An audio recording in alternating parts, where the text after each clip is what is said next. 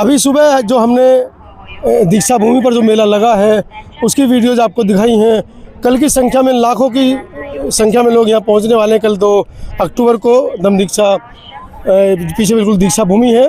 मेरे साथ कविंदर जी हैं, परिवार सहित यहाँ पहुँचे हैं। कविंदर जी समता आवाज़ टीवी के दर्शकों के लिए कोई नया चेहरा नहीं है, सभी लोग कविंदर जी को जानते हैं। ONGC से हैं। सर, कैसा लग रहा है यहाँ पर पहुँचकर? बहुत अच्छा लग रहा है। वैसे तो मैं पिछली साल भी आया था और आने का उद्देश्य है कि हमारे जो मेरा ऑर्गेनाइजेशन है ONGC जी, वो यहाँ पे हर साल जो लोग यहाँ पर आते हैं मेडिकल कैंप लगाता है 2 दिन का जी। तो पिछली बार भी हमने मेडिकल कैंप में अपनी सेवा दी थी जी। और इस बार भी उसी काम से आए हैं। इस बार भी देखेंगे, थोड़े घूमेंगे भी, इधर उधर भी घूमेंगे और मेडिकल सर्विस देंगे। डॉक्टर्स हैं हमारे यहाँ, वो सब तरह का आई चेकअप से लेकर के बाकी कोई अगर फिजिकल चेकअप जो ऑन द स्पॉट हो सकता है जी, वो चेकअप्स वहाँ पर होंगे। फ्री चश्मा लोगों को दिया जा रहा है। मैंने देखा वहाँ पर, अभी मैंने थोड़ी देर पहले रिपोर्टिंग की तो सैकड़ों की संख्या में लोग लाइन लगकर, बिल्कुल फ्री, एकदम नो कॉस्ट। केवल वहाँ पे आपको रजिस्ट्रेशन, देखा होगा आपने, वहाँ पे हमारा रजिस्ट्रेशन काउंटर होंगे 5-6, वहाँ पे वो पर्चा मिलेगा और वो जो जिस पर्पज़ से, जिस डॉक्टर से मिलना है उसके लिए आपको आगे जाने के लिए मिल जाएगा। और केवल आपको बस रजिस्ट्रेशन कराना है, फ्रेम मिलेगा, नंबर भी आपका चेक हो जाएगा। और पिछली साल भी बहुत संख्या, हज़ारों की संख्या में ये सेवा दी गई थी चश्मे की, और इस बार भी वैसे ही होने वाली है। ये हर साल करता है ONGC का। ONGC अपना CSR में विश्वास करता है। तो ये कारपोरेट जो होता है ना, ऐसे सर्विस, हाँ, तो वो उसमें देता है CSR के माध्यम से। तो ये हर साल होता है हमारे यहाँ। चलिए, साथ में मिसेज कविंदर भी हैं। ये भी कोई नया चेहरा समता आवाज़ के लिए नहीं है। आवाज़ का कि बहुत सारी मीटिंग्स में आपने प्रमुख रूप से मैडम को देखा होगा। मैडम, क्या कहेंगे आज के दिन पर पहुँचे आप? हाँ, मैं तो आज यहाँ दीक्षा भूमि पे पहली बार आई हूँ। इससे पहले तो यही आते रहे, मैं पहली बार आई हूँ, लेकिन मुझे यहाँ आके काफ़ी अच्छा लगा। लग रहा है कि तथागत बुद्ध और डॉक्टर अम्बेडकर अंदर समा रहे हैं। हाँ, बिल्कुल लगता है, क्योंकि मैंने पहली बार देखा तो मुझे यहाँ काफ़ी अच्छा लगा। ये बिटिया भी पहली बार आई है? हाँ, मैं भी पहली बार आई। बिटिया भी समता आवाज़ के लिए कोई नया चेहरा नहीं है। आज से लगभग 4 या 5 साल पहले एक बहुत अच्छा इंटरव्यू बाबा साहब के मिशन के लिए, अम्बेडकर के मिशन के लिए, तथागत बुद्ध के मिशन के लिए उन्होंने बहुत स्पीच दी थी, एक ज़बरदस्त। वहाँ पर कैसा लगा यहाँ पर आकर? बहुत अच्छा लगा यहाँ आकर कि फर्स्ट टाइम आए हैं तो बहुत अच्छा लग रहा है। जितनी एक्सपेक्टेशन थी उससे कहीं ज़्यादा अच्छा। अंदर देखा सब कुछ इतना बढ़िया बना हुआ है। तो हम लोग दिखा रहे थे पिछले 1 महीने से लगातार के दीक्षा मूवी पे कीचड़ है, पानी है, अच्छा नहीं है, लेकिन अब इन्होंने कर दिया कुछ नहीं। बिल्कुल, मैं वीडियोज देख रहा था, चूँकि हमारा आने का प्लान था ही, तो मैं देख रहा था यहाँ पर जो बहुत अच्छी सेवा लोग अपने सेल्फ सर्विस दे रहे थे। यहाँ पर कल मैं देख रहा था बोरियों में ये जो गिट्टी सामने पड़ी है इसमें भर भर के डाल रहे थे, और बड़े मन से महिलाएं, पुरुष, बच्चे सभी बड़े इत्मीनान, बड़े अंदर से लगे हुए थे। किसी का यही सर्विस है, बाबा साहब के प्रति प्रेम है, बुद्ध के प्रति प्रेम है, और बस बाबा साहब के दिए हुए संदेश को हम अपने अंदर डाल लें, उनकी पूजा की बजाय हम उनके अनुयायी हो जाएं।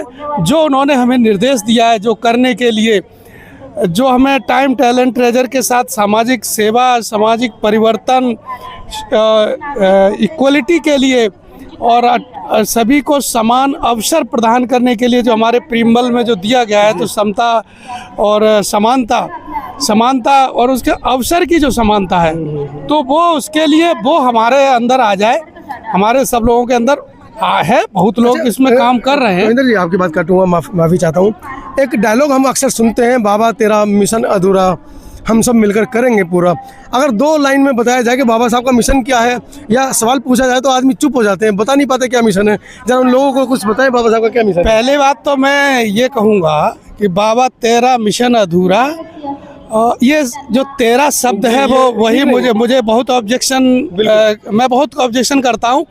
और मैं जहाँ भी मैं अपने कार्यक्रमों में जाता रहता हूँ, आप तो जानते ही हैं मैं आवाज़ का राष्ट्रीय वरिष्ठ उपाध्यक्ष हूँ, और तो इसलिए मैं हर जगह ये कहता हूँ, सोचने की है तेरा मेरा, मैं विश्वास नहीं करता हूँ। हम इसको ऐसे भी कर सकते हैं, बाबा साहब का मिशन अधूरा, हम सब मिलकर करेंगे पूरा। बहुत बढ़िया। और रही बात बाबा साहब का मिशन क्या है, एग्जैक्टली इसी को समझना है कि हमारा मिशन है क्या। बाबा साहब ने हमको क्या काम करने के लिए दिया है। अब शिक्षित बनो, संघर्ष करो, संगठित करो, ये एक प्रोसेस है। प्रोसेस के रूप में है कि आप शिक्षित बनो, संगठित हो और संघर्ष करो। तो शिक्षित होने का अर्थ ही सिर्फ इतना नहीं रह गया कि हम हायर एजुकेशन ले लें, PhD कर लें और इतने से ही काम चल जाएगा, ऐसा नहीं है। हमें एजुकेशन, सोशल, बाबा साहब के महान उद्देश्यों में बाबा साहब कहते हैं कि जब व्यक्ति का विकास ही मनुष्य का ध्येय होना चाहिए जी। तो अब मनुष्य के विकास कैसे हो सकता है? मनुष्य का विकास तभी हो सकता है जब उसको हर तरह से समानता, समता का अवसर प्राप्त हो, उसे एजुकेशन मिले। और एजुकेशन केवल ठीक है, स्कूलिंग एजुकेशन तो चाहिए, डिग्री तो चाहिए, क्योंकि किसी में अप्लाई करने के लिए वो एक मिनिमम क्वालिफिकेशन का पार्ट होता है। पर जब तक हमारे पास सोशल एजुकेशन नहीं होगी, हमारे पास सोशल एजुकेशन होना चाहिए। और सोशल एजुकेशन ही हमको ये सिखाता है कि व्यक्ति के प्रति हमारी क्या सोच है, व्यक्ति में कोई अंतर ना हो, किसी भी तरह का, किसी भी लेवल पे अंतर नहीं हो। और मिशन यही है, बाबा साहब के बहुत सारे मिशन ने, एक मिशन नहीं है, उन्होंने और लास्ट में तो उन्होंने ये कहा है कि मेरा राजनीति से ज़्यादा मेरा सामाजिक कार्यों में मन लगता है। क्योंकि बाबा साहब को तो क्या क्या ऑफर नहीं मिला ये सब जानते। चीफ उनको जस्टिस का ऑफर मिला था हाई कोर्ट का, उन्होंने इसलिए छोड़ दिया क्योंकि जज बन करके वो सोशल सर्विस नहीं दे पाए। बन जाते, हाँ जज बन जाते लेकिन सोशल सर्विस नहीं दे पाते, फिर सर्विस बन जाते हो। हाँ सर्विस तो, नौकरी तो मिल जाती, नौकरी उनके लिए क्या, नौकरी तो वर्ल्ड में कहीं पे भी जहाँ चले जाए वहाँ नौकरी का उनके लिए कोई इशू ही नहीं था। नौकरी तो हमारे जैसे सामान्य लोगों के लिए है, उनके लिए कोई नौकरी का विषय नहीं है। तो और वो चाहते थे कि 1938 में उन्होंने एक सभा में कहा था कि मेरी इच्छा है कि हमारे पास एक वैचारिकी सेंटर हो जी।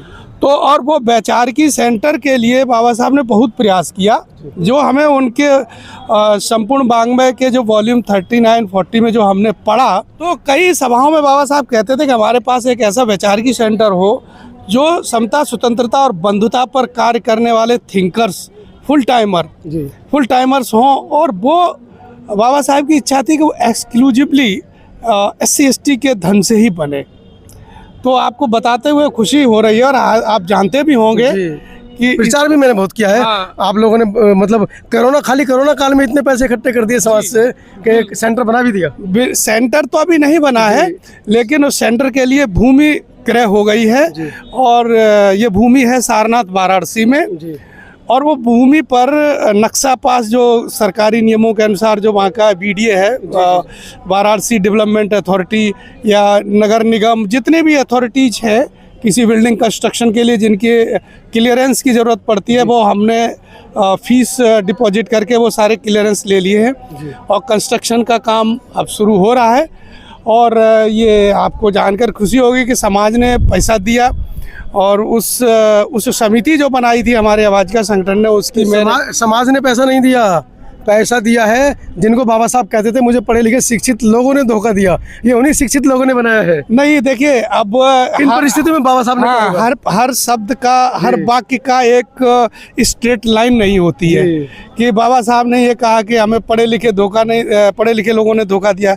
अगर बाबा साहब के दिमाग में सिर्फ यही सेंटेंस होता, यही सोच होती, तो वो कभी नहीं कहते कि शिक्षित बनो जी, वो कभी नहीं कहते। नहीं मतलब मेरा कहने का मतलब है कि जो करोड़ों की संपत्ति या एक वैचारिक सेंटर की जो स्थापना आप लोग कर रहे हैं, वो भी पढ़े लिखे लोगों ने किया है। बिल्कुल एग्जैक्टली, सभी कर्मचारी अधिकारियों ने दिया। और मैं आपको जान करके आपको खुशी होगी कि हमारा जो कर्मचारी वर्ग है, जो अधिकारी वर्ग से नहीं आता है, वो वर्ग ने ही उसमें मैक्सिमम पैसा अपना इस दान दिया।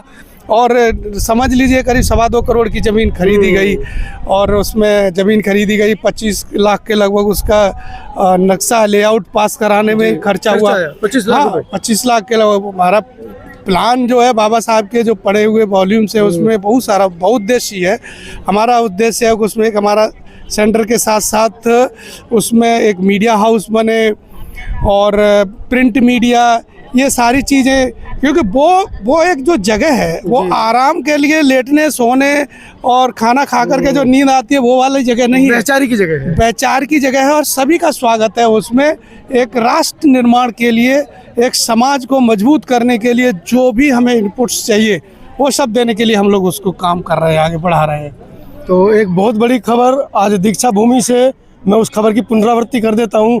लगभग 15 करोड़ रुपए का प्रोजेक्ट है जो बाबा साहब के नाम पर वैचारिकी सेंटर सारनाथ में बन रहा है। उसकी वीडियोस भी आप डॉक्टर अम्बेडकर वैचारिकी सेंटर सारनाथ लिखेंगे। उसका जो सेंटर का नाम है वो बुद्धा बोधिसत्व अम्बेडकर इंटरनेशनल सेंटर, जी, शॉर्ट में उसको BBAIC बोलते हैं, बुद्धा बोधिसत्व अम्बेडकर इंटरनेशनल सेंटर। इस नाम से जब आप सर्च करेंगे तो आपको उस सेंटर की पूरी प्रक्रियाएं फेसबुक पर, सोशल मीडिया पर हर पूरा लोकेशन मिल जाएगा। जी जी जी, पूरी लोकेशन आपको मिल जाएगी। और मैं चाहता हूँ कि जिसको ये खबर मिले, और हमारा इसके साथ साथ आवाज़ का ऑफिशियल चैनल भी है जी, जो आवाज़ का ऑफिशियल चैनल में बाबा साहब के जो वॉल्यूम्स हैं उनको उन्हीं को उसमें प्रसारित किया जाए प्रतिदिन रेगुलर बिना किसी छुट्टी के। और आपको समझ लीजिए हमारे जो 2 पदाधिकारी हैं वो दोनों ही अध्यापक हैं जी। मेरे समझ में नहीं, मैं भी कभी कभी सरप्राइज हूँ कैसे कर लेते हैं रेगुलर। एक हमारा अध्यापक उसको पूरा बनाता है डिजिटल फॉर्म में और वो डिस्प्ले करते हैं उस पर व्हाट्सएप और अन्य मीडिया सोर्सेज पे, और फिर दूसरे दिन उसी को यूट्यूब में कन्वर्ट करके आवाज़ का ऑफिशियल चैनल आप लोग देखिएगा, उसमें सारी चीज़ें सब्सक्राइब करेंगे तो डेली आपको मिलेगा। और तो उसमें कोई अपनी कोई चीज़ नहीं है, बाबा साहब की सारी दी हुई चीज़ें हैं, उनके सापेक्ष उनकी इच्छाओं के प्रति जो हमारा कर्तव्य है उसको करने का पूरा प्रयास किया जा रहा है और वो कर रहे हैं। उसमें आप दमदान देना चाहें तो कर सकते हैं, आपकी इच्छा है। किसी को अगर समाज देगा तो समाज का कंट्रीब्यूशन से हम, और उसमें हाँ बाबा साहब ने उसमें ये भी कहा था ये ऐसा वैचारिकी सेंटर हो जहाँ पर उस ज़माने में 1938 1940 में कह रहे थे कि निकम्मा से निकम्मा व्यक्ति जो कुछ भी नहीं करता हो उसको भी 2 आने देना चाहिए, उस समय कहते थे। और टीचर्स के लिए कहा कि आप 1 महीने की अपनी सैलरी दीजिए, उस समय पूरे साल में 1 महीने की, हाँ पूरे महीने में, पूरे साल में नहीं, एक जीवन में दे दीजिए। फिर जब आप जुड़ जाएंगे, आप उस उद्देश्य समझ जाएंगे तो ऑटोमेटिकली करने लगेंगे। तो बहुत सारे लोगों में, हमारे लोगों ने भी 10-10 15-15 लाख रुपए का इन्वेस्टमेंट किया है। इन्वेस्टमेंट कहता हूँ मैं तो इसको, क्योंकि हमारे आने वाले समाज के निर्माण के लिए है, तो ये इन्वेस्टमेंट है। तो आप लोग उसमें दमदान कर सकते हैं, करेंगे अच्छा लगेगा, जल्दी निर्माण होगा। आपके सामने सिचुएशंस जो भी है उसको रेक्टिफिकेशन के में काम आएगा। तो चलिए एक बार आप लोग सारनाथ घूम कर आएँ जरूर, जहाँ पर अम्बेडकर सेंटर बन रहा है उसका पूरा एड्रेस वीडियो के डिस्क्रिप्शन में आपको दे दिया जाएगा। ये हर साल वहाँ पे सारनाथ वाराणसी पे जहाँ हमारा BBIC सेंटर है, नवंबर के मंथ में कभी वो छुट्टियों का हिसाब किताब लगा करके प्रोग्राम 3 दिन का होता है। इस बार 28, 29, 30 नवंबर 28, 29, 30 नवंबर को वहाँ पे पूरा बड़ा कार्यक्रम, पूरे साल की योजना से संबंधित कार्यक्रम होता है। और उसी दिन बिल्डिंग कंस्ट्रक्शन के लिए शिलान्यास होने वाला है। 30 नवंबर को शिलान्यास होगा। आप सबका स्वागत है, आप लोग आइए, आप भी आइए। जी जी जी, टीवी की तरफ से आप भी आइए, आपका भी स्वागत है। धन्यवाद। एक बहुत बड़ी खबर और सर ने दे दी है कि 29, 30, 28, 29, 30 3 दिन का कार्यक्रम रखा गया है सारनाथ में। आप लोग पहुँचे और इस ऐतिहासिक दिन का भी आप गवाह बनने का एक मौका अपने जीवन में दे सकते हैं कि बाबा साहब के नाम पर ऐतिहासिक वैचारिक सेंटर, जिसकी लागत है 15 करोड़ रुपए और समाज ने उसको इकट्ठा किया है। पूरी वीडियो के बारे में आपकी क्या राय है कमेंट सेक्शन में ज़रूर लिखिएगा। और हाँ, जैसा कि सर ने कहा, आवाज़ को ऑफिशियल चैनल पर जाइएगा, उस चैनल को भी सब्सक्राइब कीजिए और रेगुलर उस पर बाबा साहब की जो वॉल्यूम्स हैं उसको लेकर डेली एक खबर उस पर प्रदर्शित होती है, आप उसको ज़रूर देखिएगा और दमदान देना बिल्कुल ना भूलें। धन्यवाद, थैंक यू सर। बहुत बहुत शाबाश समता आवाज़ टीवी को, जो आप कवरेज लिया आपने, हम लोग यहाँ पे मिल गए। हालांकि मुझे मालूम था कि आप आ रहे हैं, मेरी बात हुई थी और लोगों से, तो मैंने पता था, लेकिन अभी सुबह आया तो कोइंसिडेंटली बिना बुलाए ही मिल गए। ऐसे तो मैं कॉल करता आपको। तो थैंक यू। धन्यवाद सर।